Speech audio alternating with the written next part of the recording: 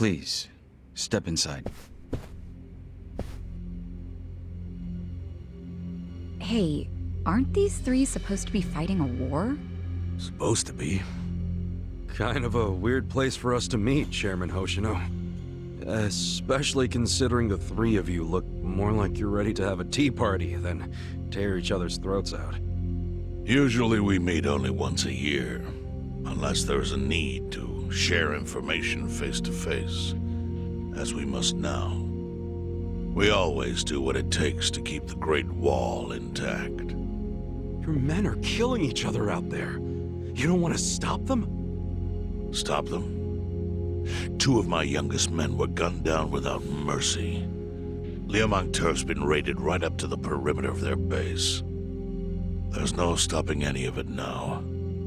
At this point, whoever retreats first will have lost the war.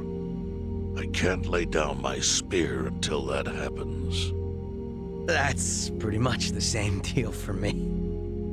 So then why are you two here? Gonna decide the war over a game of cards? Not the worst idea. What the fuck? People are dying! And meanwhile you three are just hanging out playing nice? Think your men would approve? Do any of you even care what your own people think? Kasuga, there's no need to throw fits about what you don't understand. Do you know right now Captain Takabe is Xiao's prisoner? Prisoner. We're treating him more like an uninvited guest. Honestly, I'd let him go if I had one good reason to. I just don't, that's all. So you're going to sit here and do nothing? Just let the chips fall where they may? That's how it needs to be. A bunch more pointless deaths is how it needs to be? They're not pointless. Our men's willingness to fight is the entire reason we're able to serve as checks on each other. As long as the triangle remains balanced, it can hold firm against outside pressure. It's much like how Japan established separation of powers after the end of its dictatorship. It's not perfect, but it's the best solution we have. Do you see the logic there? Oh boy, a post-war history lesson. What? That's what you're comparing it to, right? Yes, because it's relevant. The post-war period is when the town's lines of power were drawn. Huh? The black market was born from the ashes of the war. It laid the foundation for modern-day Jincho. Back then, the Seiryu clan was thriving. But in Chinatown, 2 rival Chinese gangs were competing for dominance. The winner of that fight prospers in Chinatown to this day. The gang that lost became the Yokohama Liumang. They were driven out of Chinatown and into Ijincho. But the Seiryu clan wasn't about to take that kind of invasion lying down. For a time, the gutters practically ran with Liumang and Seiryu blood. Man, you gonna lecture until the bell rings, Professor? You want to understand what's going on? Then you need the history, you smartass. If you want to understand the fake money, that is. The Seiryu clan knows about that? Yes. All the fake money printed by the Komi Jewel goes through me. But doesn't that mean the Seiryu clan is the real puppet master behind all this? How do you figure that? Mabuchi started forging Chinese yuan, sure. But only because of the counterfeit yen. I think I'm starting to figure all this out. The Liumang brings in the paper. The Komi Jewel prints the bills. But then, the Seiryu clan keeps all the profit? Wait, are you all in this together? Kasuga-kun, calm down. You're jumping to conclusions. Because I'm pissed off right now. First I'm kidnapped, accused of being a Seiryu Yakuza, then blamed for being the spark that ignites a war, nearly killed over Namba's thing. Now I'm here with the Ijin 3, who, by the way, don't even give a shit about the war! Tell me, why should I calm down? He's got a point. And you with your damn Seiryu clan! You're the one getting the most out of this! No, because we're not the final destination of the fake yen. That will be Yutaka Ogikupo's pocket. Yutaka Ogikubo. I saw his name in an article. He's some big shot in the Citizens Liberal Party. All three of you are working together to support him politically? Why? Suddenly my history lesson seems relevant, doesn't it? Fine, get on with it. Ogikubo is the man who proposed making fake money in Ijincho. This was 60 years ago. He pitched the idea to the first Seiryu chairman and first Liumang boss. A politician suggested committing federal crime to a bunch of gangsters? For real? At the time, Ogikubo was only a member of the city council.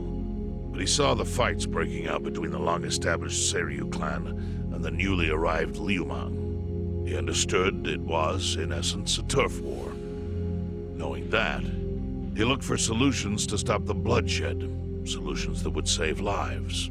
And eventually, he managed to find an answer. Fake money, of all things. Industry. Which in this case is, yes, fake money. Ogikubo split the roles up evenly. That way, both organizations would have a common goal. The Liumang would import special paper, the Seiryu clan would print and transport the money. How did Ogikubo know the counterfeiting process? He didn't at first. But since he had faith in his plan and a desire for peace, he used every single connection he had to collect the raw materials, plus the recipe. Counterfeiting wasn't that difficult back then. Currency didn't have all the security features it has now. It's only gotten harder over the years. But anyway, after the first batch was printed, Ogikubo used it to bribe the cops. The cops? Not the Seiryu clan or the Liumang? There would have been no point in paying off those two. That conflict goes deeper. Ogikubo understood that. Okay, but why give it to the police? He wanted to control them, of course. And in the blink of an eye, they became his loyal servants. That ought to surprise no one, given how corruptible law enforcement tends to be. Anyway, Ogikubo had his new minions in uniform crack down on one certain region of Ijincho. Well, that doesn't sound like such a bad thing. Yeah, he was making the city safer, right? Now, that was just a side effect of what he really wanted. To squash every attempt by the Seiryu to drive out the Liumang. All police resources were dedicated to that one goal. It created a tiny pocket of Ijincho that was essentially violence-free. Well, I bet that worked out great for the Liumang. Oh, and you're the sharp one, I take it. Yes. That zone became the Liumang's home. So there it was. A place controlled by a criminal organization, but with low crime. The first gray zone. And the Seiryu clan just accepted that. Why would they give up their territory and all its income streams like that? Because they were getting continuous payouts from the counterfeiting operation. And that wasn't the only thing. Anytime one of us did something that normally would have landed us in hot water, Ogikubo would contain it. He kept it off police reports. That kept us from losing men to the law. So there were plenty of benefits for us. All while we kept our honor. This Ogikubo's a pretty shrewd guy. Nah, he just used some old tricks every politician knows. Oh. Perhaps. But do you understand now how we benefit from him? Yeah, I get it. And my people reap those benefits also. In the 80s, the Komijol was saved by the Ijincho Gray Zone. How? Our parent organization was the Jingon Mafia, which formed decades ago in Korea. Even only a few years ago, he was a body double for their leader.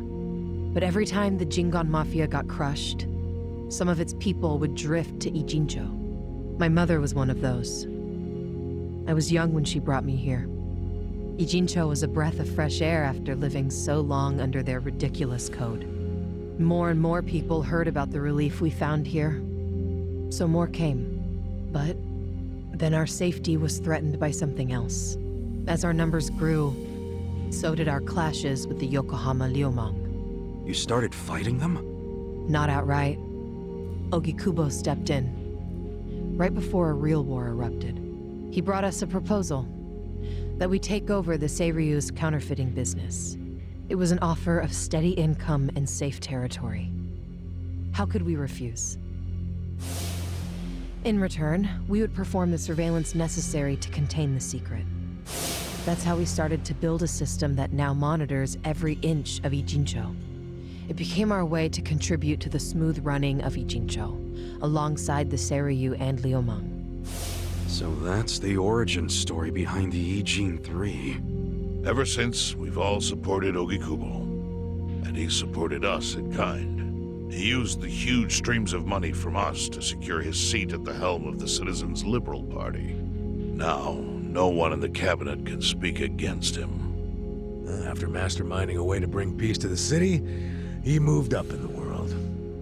Well, there are worse ways to climb the ladder, but I can't condone it. It's still a cover-up. Really? So you would say even perfect results don't matter if the methods are flawed? What about the police themselves? What about their alliance with all the Yakuza which grew from the scorched earth of post-war Japan? Light and dark joined hands to rebuild, and that's how we got where we are today. You can't deny the ends justify the means. Well, What does it even matter what happened? Who cares about that stuff right now? It's all in Ijincho's past. What we gotta think about is its future. So why'd you call us here? What do you want?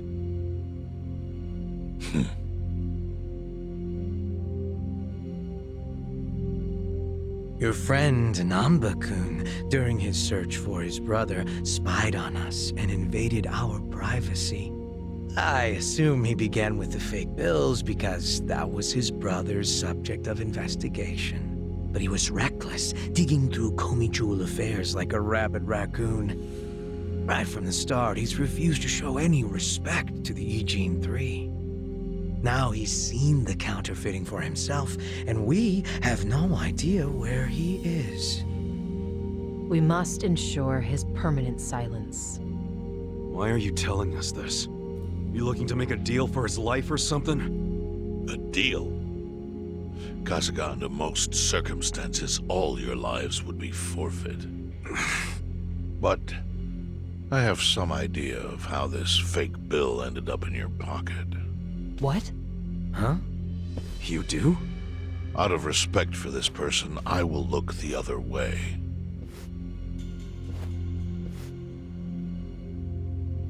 But who the hell was it? If you really want to know, you'll have to bring Namba to me. Personally. We can't do that to Nanchan. Sure is tempting. Kasuga, But I'll pass. Nothing I need to know so bad that I'd sell out a friend. So we done here? You do realize, if word gets out about the counterfeiting, the Great Wall will crumble. And that means the end of the Gray Zone. Yeah, that would suck. For you. Look, the Great Wall keeps the peace with less than honorable means, sure. But it provides a safe haven for desperate souls with nowhere left to turn. Yeah, man, I get all that. Well, here's what you don't get, you moron. When we say no one gets in, that includes the Tojo clan and the Omi Alliance. So see, if we're talking about people who owe their lives to the Gray Zone, you're one of them, Kasuga-kun. What? After you were shot, the only reason the Omi didn't finish you off is because you were inside the zone. What are you trying to say? That I owe something to the city? Go ahead and act like you're above it all, but you've benefited from our operation as much as any of us. Fine. Still doesn't mean I'm gonna sell out a friend. Before you insist on that, I have something important to say.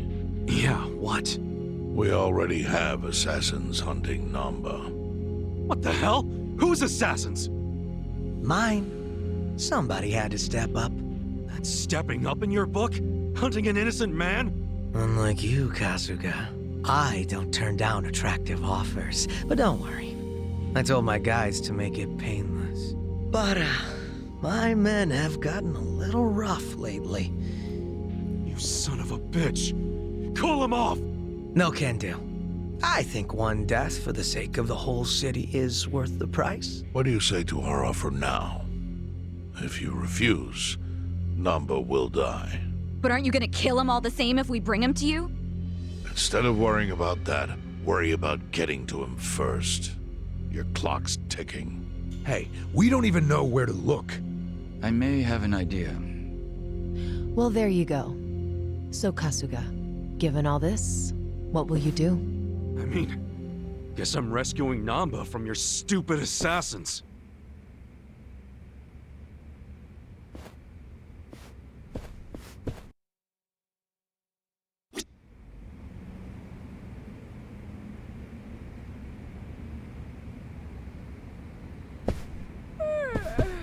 Oh!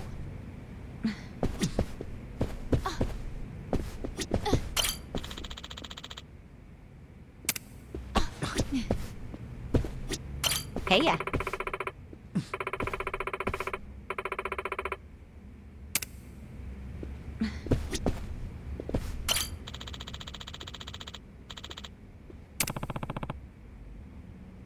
No.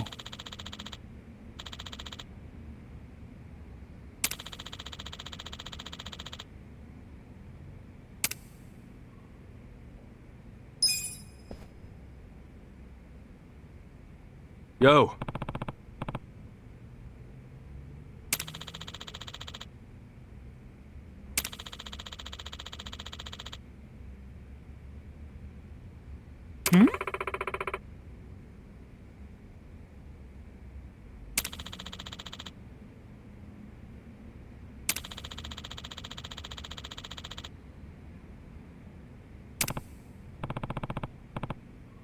Yes.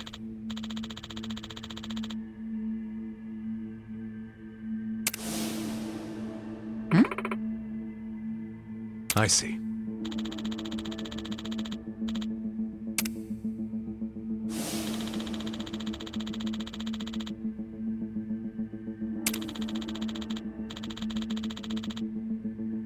Hey ya.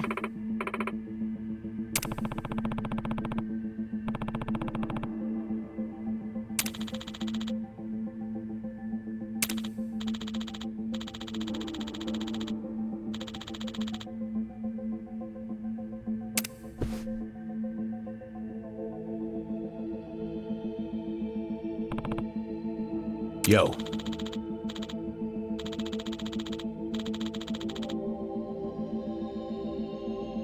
Sup?